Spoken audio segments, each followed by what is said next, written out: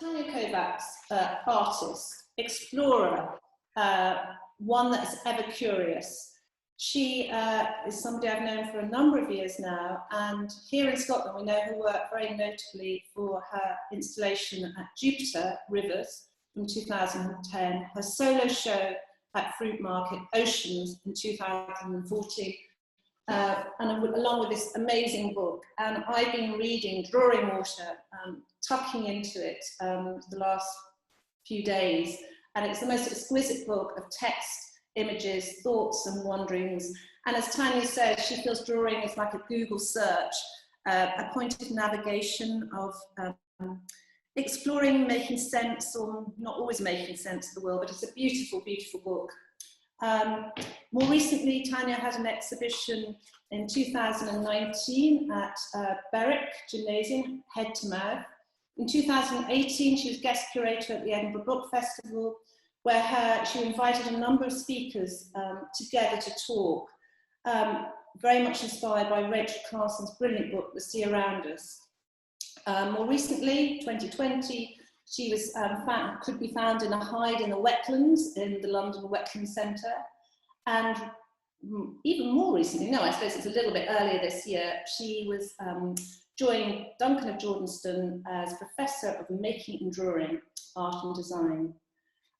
So Tania is going to kind of lead us down river, up river, and talk very much about her work and how, I suppose it was 2 years ago, just under 2 years ago, that Tania and I were talking, and I was saying my plans for Design Exhibition Scotland and working with drinking fountains. And as I was speaking to Tania, I thought if anybody, her interest in all things water, in how she charts water and through charting water charts her own life and questions and queries, that she should make a drinking fountain. So Tania, welcome and thank you, and kind of over to you. Well, it's just lovely to see so many people at once. It feels like quite a rare event these days, and even as Susanna was kind of talking about those things, it feels like talking about events that happened in another world, but we are in the world we are in, and this is how we kind of meet these days. So it's really nice to see people here this evening.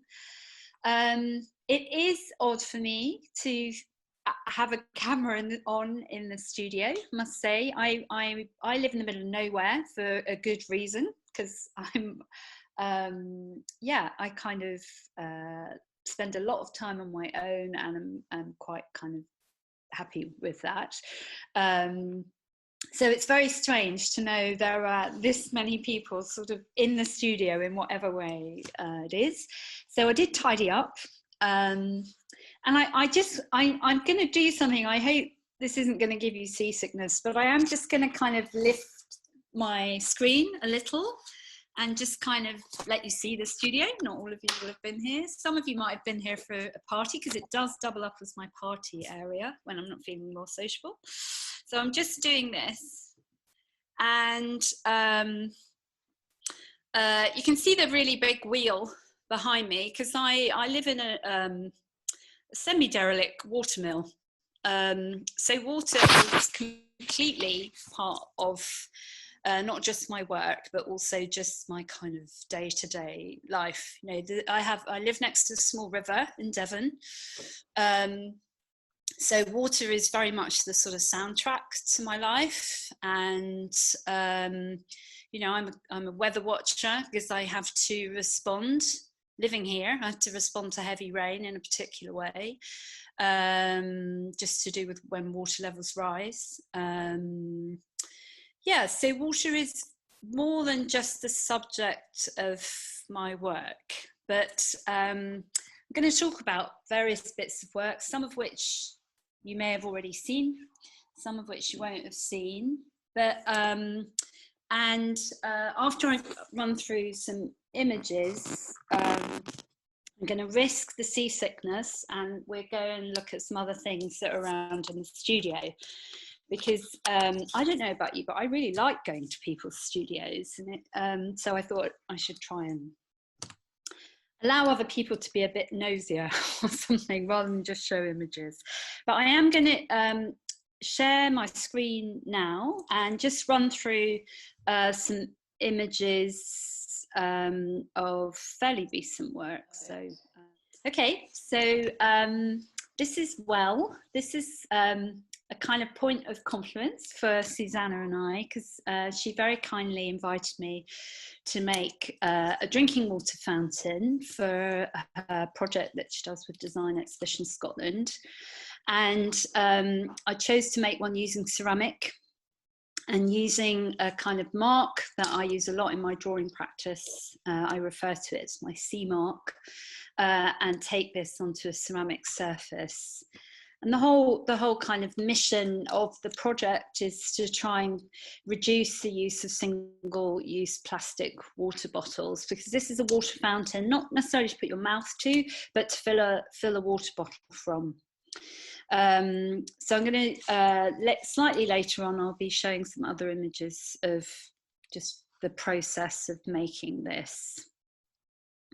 This is the first sort of significant piece of work I made after having moved to this particular rural location. I'd never lived so rurally before, and the sense of living next to water, that little sort of line of water that runs past where I live, felt like more of a connection to the rest of the world than the road or the phone line or the internet or whatever it was. It was a kind of really interesting kind of manifestation of the ways I think about time and time passing and that kind of moment by moment experience.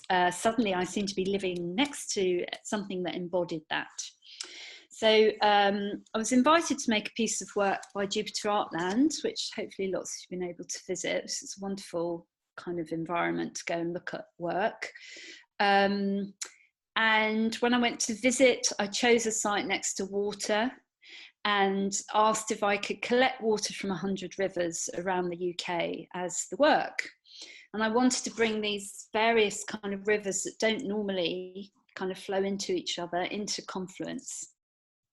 So I went on a really interesting journey around mainland UK. I didn't cross water to collect, didn't cross the sea to collect water, and collected water from 100 different rivers, which I then made still by distilling it. So it's something almost like a photograph, like a still moment of flowing water, or capturing something that moves and flows continuously, make it still. And you view the work over water. And it's a big commitment from Jupiter, because they can't leave it out over winter because it'll freeze. So there's a whole kind of like seasonal ritual to the work where they have to bring it inside and then reinstall it every spring. From this, I went on to make a big sister work to this piece called All the Seas, which again some of you may have seen on show. It's been on show in various locations around the UK, but its first outing was at the Fruit Market Gallery, who helped produce this work with me. And I wanted to gather to one place water from all the world's seas, not as some sort of act of sea magic, rather than anything like gathering data or doing any kind of analysis of this material. But it was also about gathering people's relationships with the sea. So people were reached through social media channels, through networks, Fruit Market Gallery networks, my networks, just sort of starting to kind of reach out into the world, and people sent water from all over the world, which was, really very exciting. The whole piece depended on, in kind of anthropological terms, it depended on gift culture, because people were gifting their water, gifting their story, gifting their relationship with the sea to the work. So and then that sort of got gifted back to audience through the kind of platform of art. So I housed the water in bottles that somehow to me looked like the sort of bottles you might find in a Cézanne painting, or, you know, some sort of archetypal, almost like child's drawing of a bottle. You know, I didn't want them to look like scientific glass. I didn't want them to look like perfumery or food. You know, there was somewhere sort of beyond all of that. In the end, I think the work looked very musical to me, and this kind of archive of sea stories. There were some seas I didn't get, so they were represented by empty bottles. This publication was something I was preparing at the same time. So as well as sort of collecting physical water, I was also collecting where the sea occurs in our kind of visual record. So looking at the drawings made by explorers, and by explorers, that might literally mean explorers, that might mean cartographers, might mean archaeologists, or children, or artists. Yes, there were some drawings by artists too. So I have a whole way of looking at drawing and enjoying the kind of cross-disciplinary character of it, how drawing relates to thinking, how drawing is how we kind of manifest our dreams, solve our problems, communicate with each other.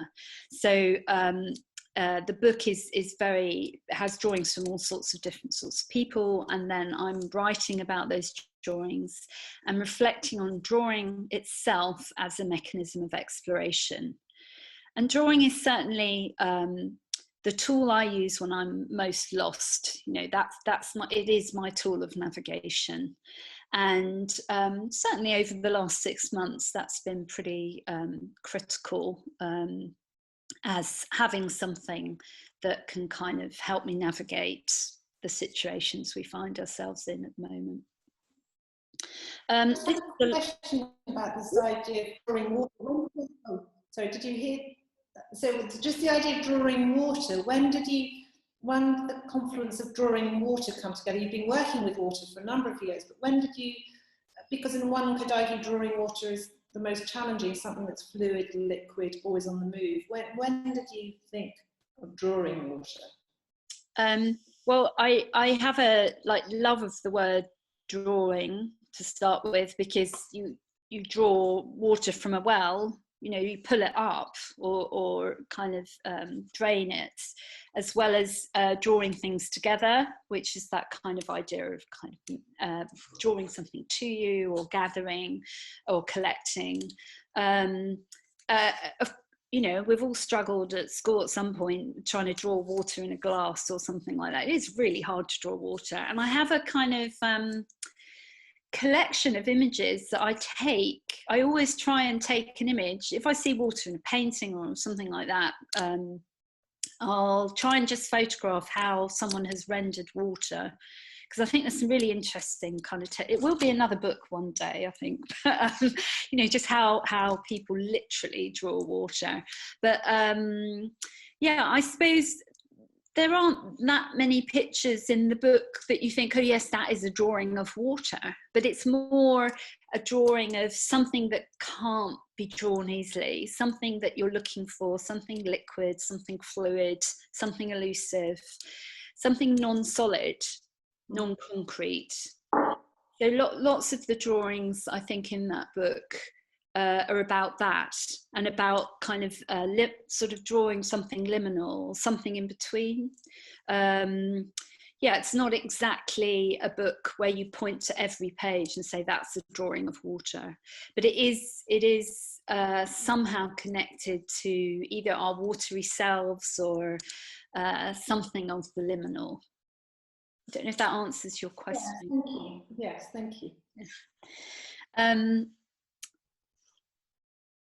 So there's an image on the screen at the moment of a sculpture that I made, a set of sculptures that I made that came out of a period of time looking at James Lovelock's Gaia theory. And he was one of the first people to put the idea into the world that the planet is the biggest living organism on the planet. So the planet itself is made up of a whole set of interconnected systems with all sorts of very subtle feedback loops into itself. So I chose to look at his Gaia theory, in particular reference to the world's seas and oceans, because of my kind of preoccupations. And I made these 3 metal bowls in the shape of the 3 largest oceans. So there's the Atlantic, the Pacific, and the Indian. And then I poured salt water into these to corrode them. And they have a very kind of thick crust of salt, which is kind of eroding the sort of certainty of the metal structure. They will eventually fall into such a kind of state of entropy that they will just be pieces of rust. It's kind of quite a kind of obvious sense of the state of our oceans at the moment and the fragility of our planet. This was a large ceramic work that was part of the show at the fruit market, and there's also some of this work in the Greenwich Maritime Museum in the Queen's House. So this again is this sea mark that I make. It's a drawing I will continue to make. There's one on the table at the moment. So I draw a very simple mark, just trying to draw the surface of water. And I'm just trying to get to the horizon with this mark. So I just repeat the mark over and over and over again, get smaller towards the horizon. Just even the horizon, because you've said that's your favourite line, when the horizon meets the sky meets the sea. That when did you first spot or feel that affinity or curiosity about where land meets sky meets sea, and it's a line?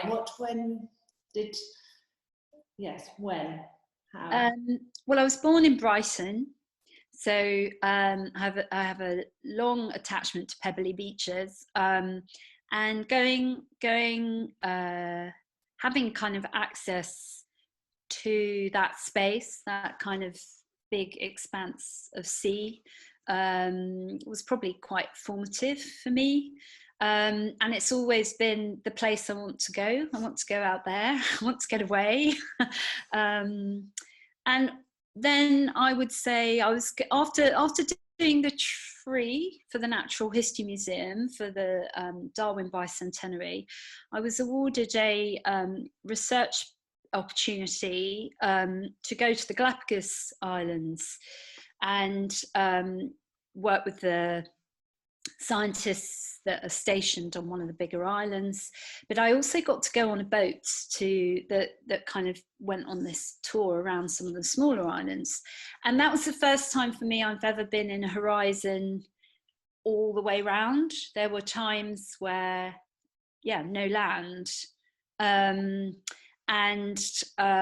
That just confirmed my attachment to the horizon line, because I found that possibly more impactful than things that I saw on land. And the whole experience of the Galapagos didn't quite compete to the experience of being on water for me, and being in the Pacific, in that particularly rich bit of the sea as well. I mean, it's an incredible bit of sea that attracts a lot of life. So that was very impactful. And I have been, for the last 4 or 5 years, been learning to sail. And moments where I had one this summer. I had a very brief kind of escape this summer, helping a friend move a boat. And we had to do night sails in night watches. So that means 3 hours on, 6 hours off, 3 hours on, 6 hours off. And I'm not sure anyone should ever leave me in charge of a boat. So I'm not a good enough sailor, but that happened to be part of the experience. And I had a couple of night watches between like 1 and 4 in the night. And these were days where I'd seen the sun rise on the horizon, seen the sun set on the horizon, still, without land. And then the experience of the night sky, and experiencing the sky as a dome, experiencing the planet as a dome, just absolutely kind of profound and, you know, life-changing as an experience. And you are just sailing towards the horizon, and it's like it will never end in certain kind of moments in the middle of the night. Yeah, so it's a line that I am sort of. It's a line, isn't it? It's a line. It is a line, but it's also a curve. Well, in the way that any line is potentially a curve, but yeah, it's that sense of the bigness of our planet, and how much water there is on it, and yeah, I suppose that sort of oceanic kind of emotional state is one that I kind of look for whilst drawing, particularly whilst drawing Sea Mark. That sense of no kind of separation between me and the world, you know, letting ego go. Yeah, so it's kind of, I'd say it influences my taste in music as well. I'd say I like really oceanic music as well, which just means very big kind of expansive electronic music. It's another way of accessing that kind of state. Yeah, I don't know how relevant this is to share, but I think yeah, those experiences are quite formative for me, and I can drop into that as soon as I see the sea again, as soon as I see the horizon.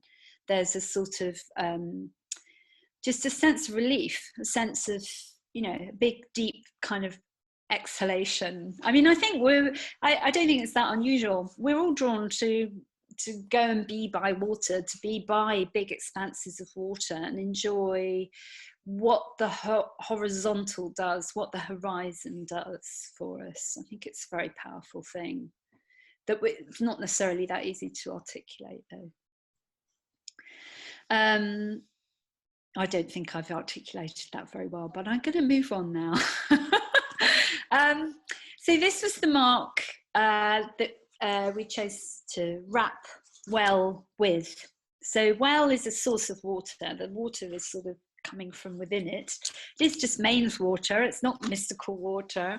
Yeah, and it's sort of, any excess will go back into it. So, you know, there's a bit of plumbing with these. And I chose to use a very beautiful cobalt blue glaze. I was very well supported by an absolutely lovely ceramicist who makes amazing work himself, Jonathan, at the Glasgow ceramic studios. And there was lots of kind of tests and glaze tests and those sorts of things, but I knew I wanted something a little bit like something Delft or things that I'd seen in the Ceramic and Tile Museum in Lisbon, which is an incredible kind of collection of ceramics, whole kind of rooms full of painted walls and this sort of thing. So I had an idea of the sort of blue I was chasing, and this is a really nice kind of bluey black kind of blue, and obviously you invite all sorts of uncertainty in once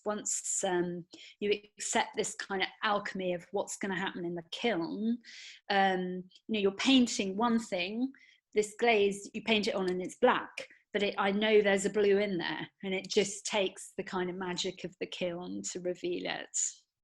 But you talked about this, that with the drawing, it's you, the pencil, the paper. There may be a certain atmosphere in the room, a certain dampness. The paper can respond incredibly and sensitively to the literally the temperature of a room.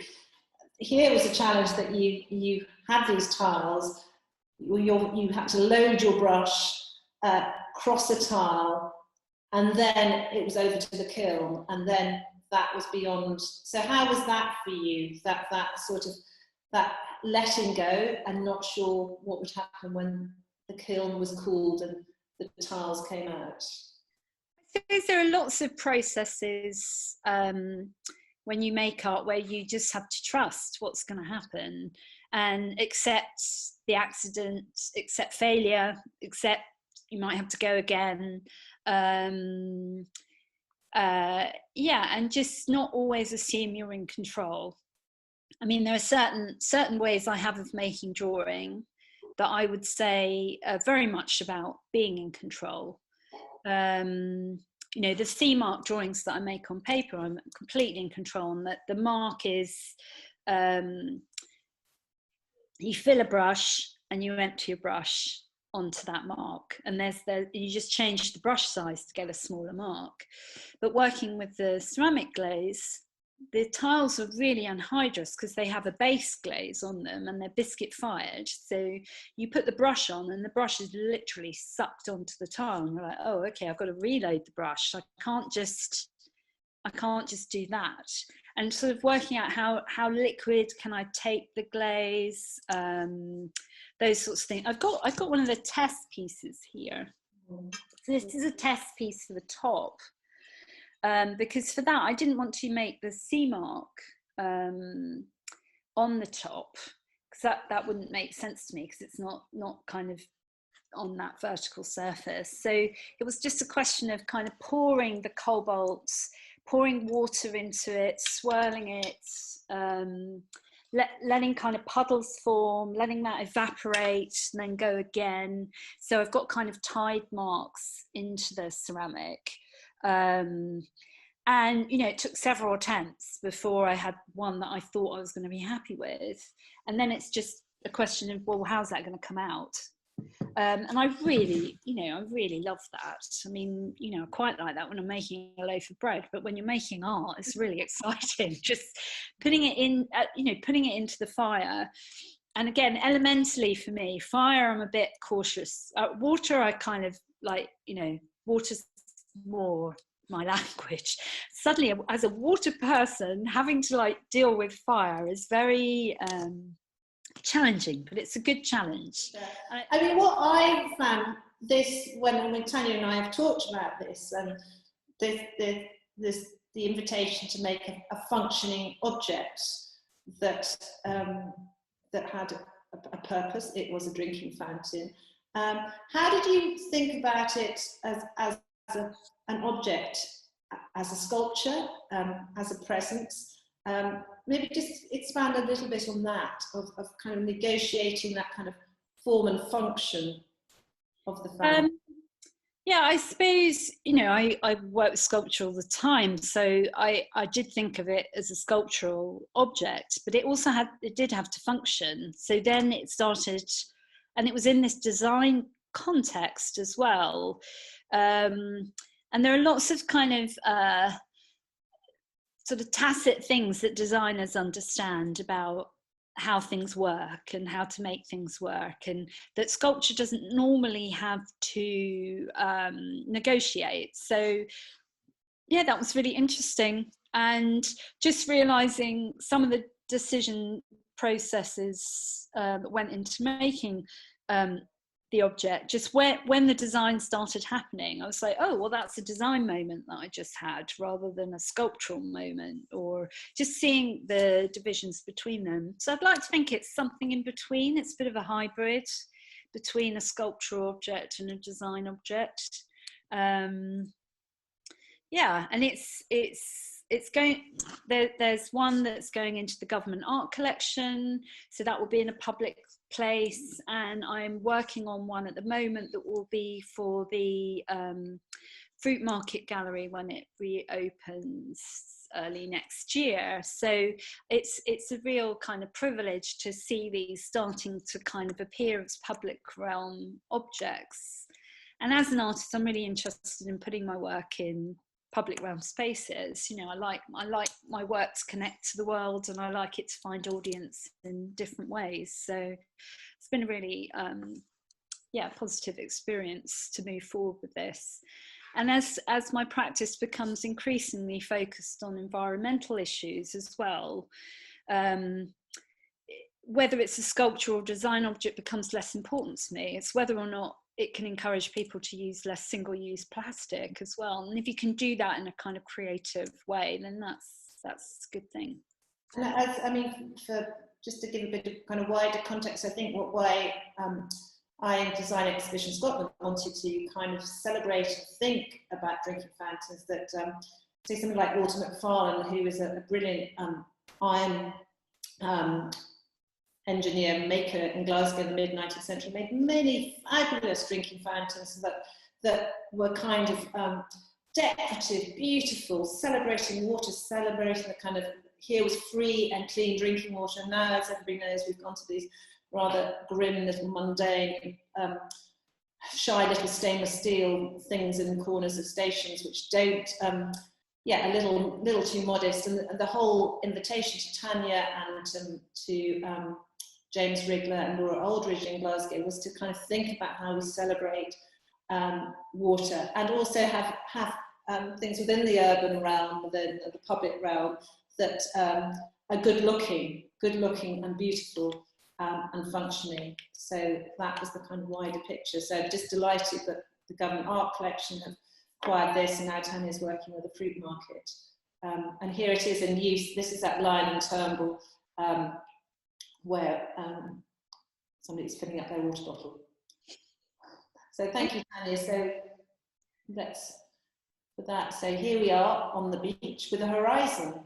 Yes, there is a horizon. So this is slightly different kind of project, but the National Trust commissioned me to make a work that looked at the Project Neptune, which kind of groups together the National Trust's custodian of coastal land, which is quite a difficult kind of area for them, because lots of these coastlines are subject to erosion.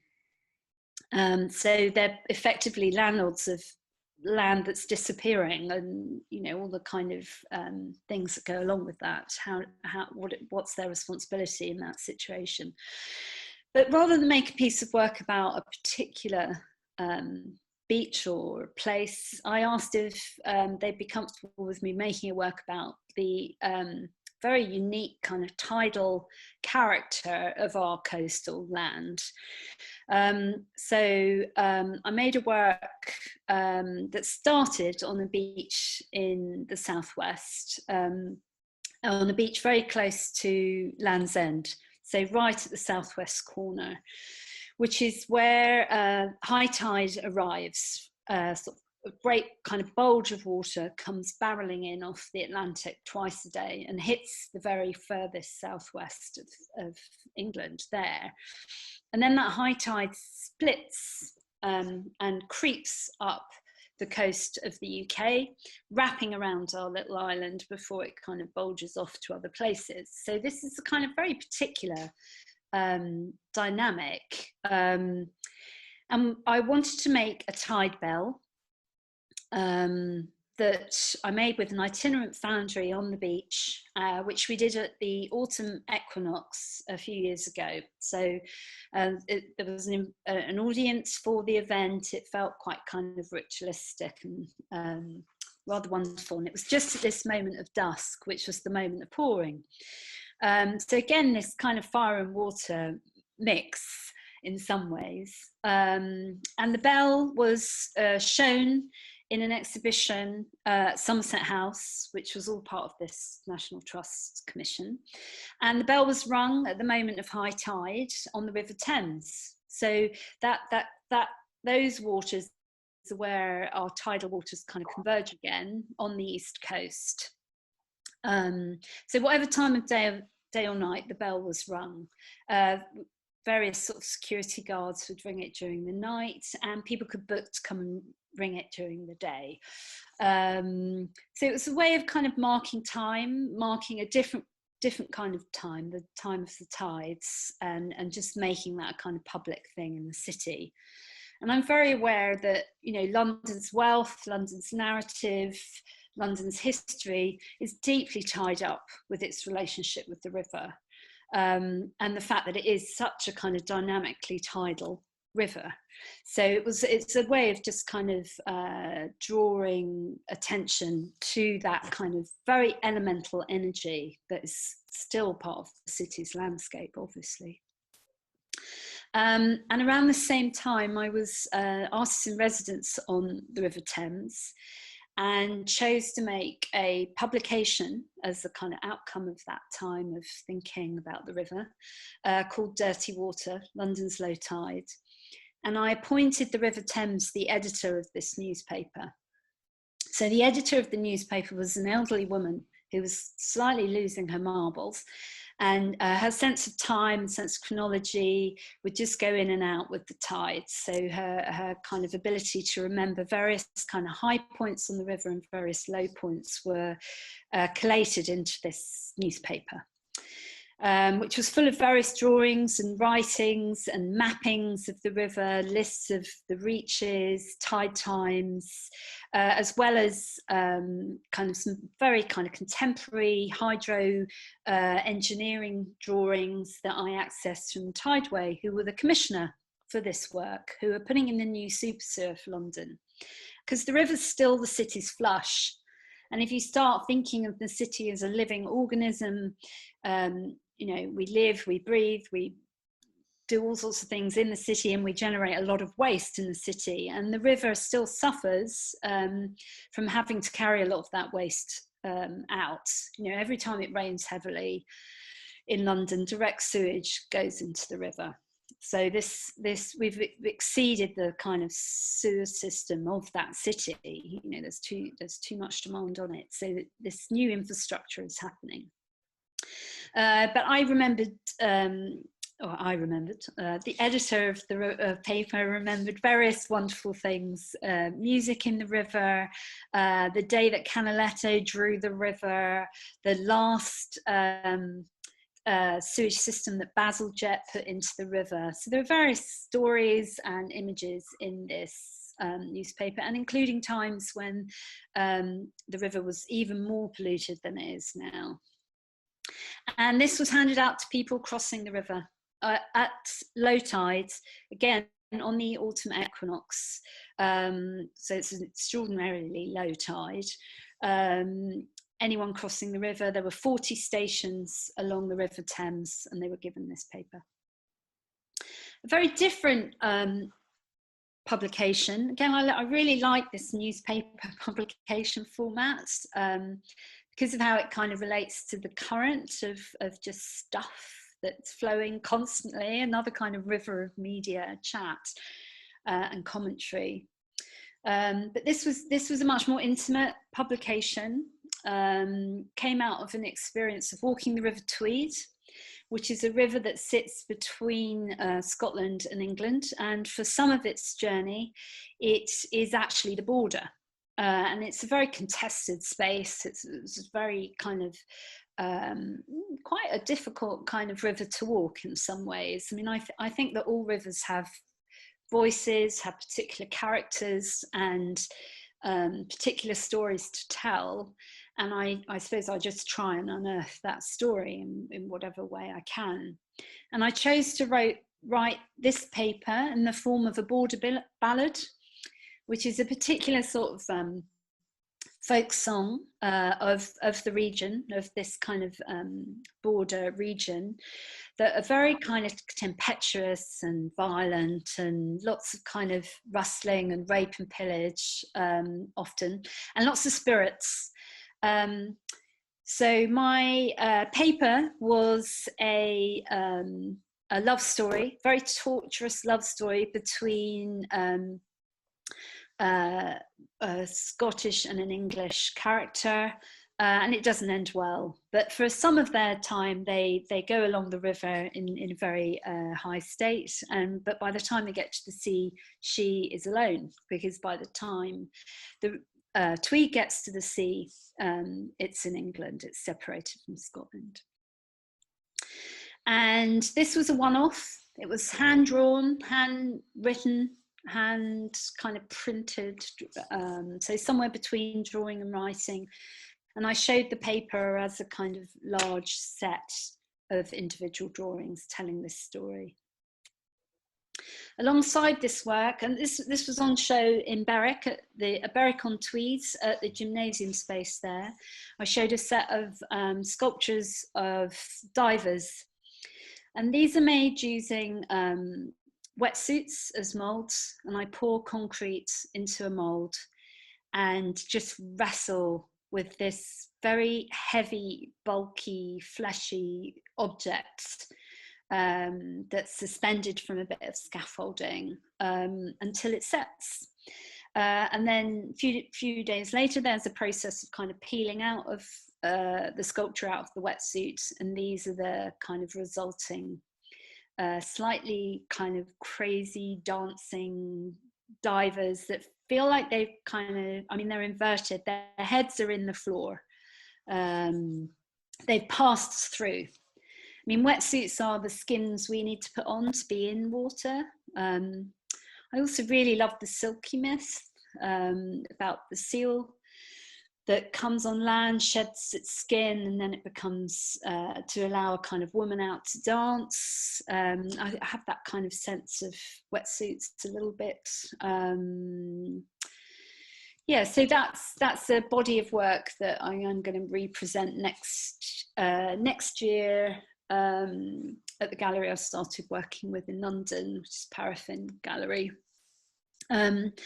This is an image from quite a recent project. I was asked to make a piece for the London Wetlands Centre to think about how important wetlands are, I suppose, for a start. And the one in West London is directly under the flight path to Heathrow.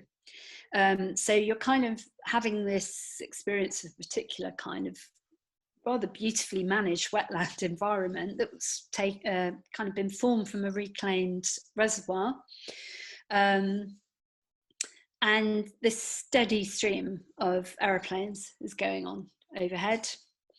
And I chose to spend a night in the Hyde there.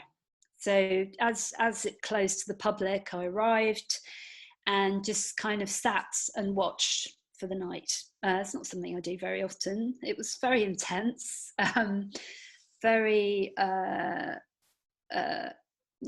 very still, very, just to be that mindful for a very long night, which, you know, initially might have been about watching birds, but then it was about watching planes. Then it was just about watching night come and night go on for a very long time until eventually there was the dawn. So that night I wrote and drew, and that was the content that then went into this newspaper publication, which you can pick up at the moment because it was meant to open in March, but obviously it didn't, but they have just reopened.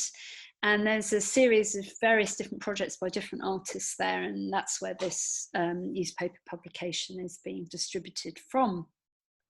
So that's actually one of the most kind of recent things I've managed to kind of deliver into the world. And I'm sure there will be more of these newspaper publications at some point.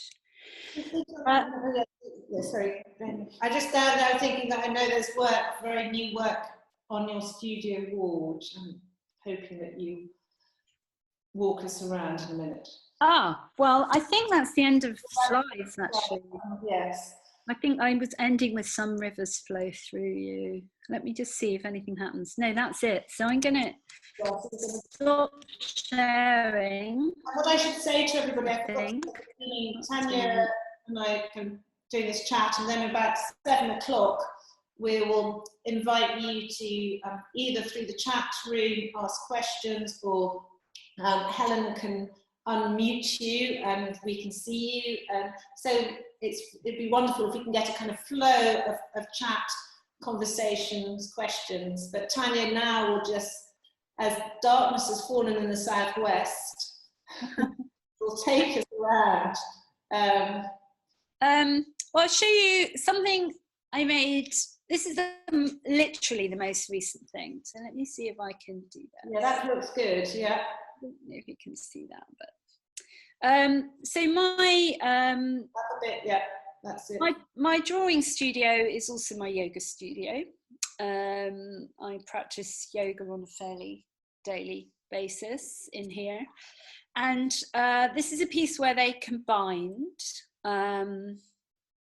So the other morning I decided to paint myself, my body, before doing my yoga, and laid out a canvas and did 100 sun salutations.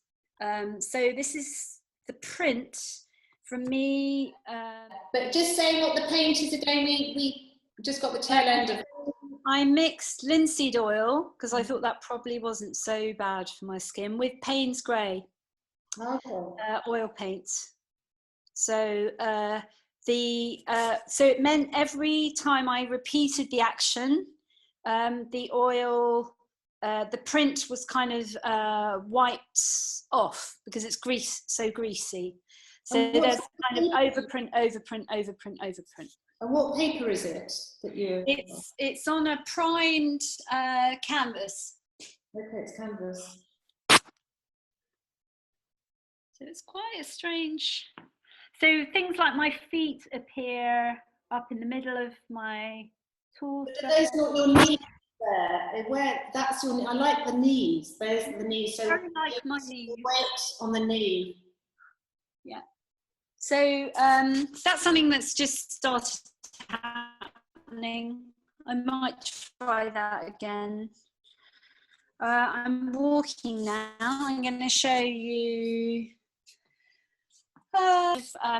long wall drawings. This is the idea of the spine, isn't it? The idea of the spine. I think, Tanya, I think we might have to sit you down again. Going in and out of. Yeah, I think the other maybe. Yeah. On kind of trying to visualize the spine in some way. This I made during lockdown with my son. It's something he was given ages ago. So I've got a paper skeleton in the studio. I've been making drawings that I've been filming. So these are made on blotting paper, and I film what's been happening. Yeah. Yes. So yeah, I think we might have to get Tania to sit back down again, because it looks like we've lost all of her. I think we have lost all of her, Susanna. So I'll try and get her back. Okay, so if everybody can think of questions or talk among themselves, as they say, we'll try and get Tania back. But as you can see, I mean, she just has a kind of such endless curiosity about materials, and this kind of mapping and using drawing to kind of navigate herself and her practice into kind of all sorts of different places. Let's see, and this will be behind is a close-up of well that you can see, and actually when you can draw near to it, you can really see this kind of brilliant kind of puddling of paint, and sometimes it dissipates, other times it kind of collects, and it is whether it's kind of repeats of kind of horizons and borders and tidal flows, and it's just and what's so extraordinary about well as well, it's actually quite a lot of weight, it's quite a girth on it, so there's something beautifully monumental about it, and to be honest, when we commissioned Tania to make and design and work with Jonathan Coe in Glasgow, we just thought it might just be, and then the UK Government Art Collection saw the work and have since acquired it, so it is en route to London, where it will actually be put into action in offices in the Whitehall, which is brilliant. We have her back. You got it back? Yeah. No? Was that a no? No, I'm back, I think. She's just been for just got yourself your own gin and tonic. Thank you. So we lost you there. So maybe you should sit. Maybe we should sit you still. I have very, they're very thick walls to this building, and I kind of think I'm probably testing the internet, starting to wander around. Tether you there. So maybe.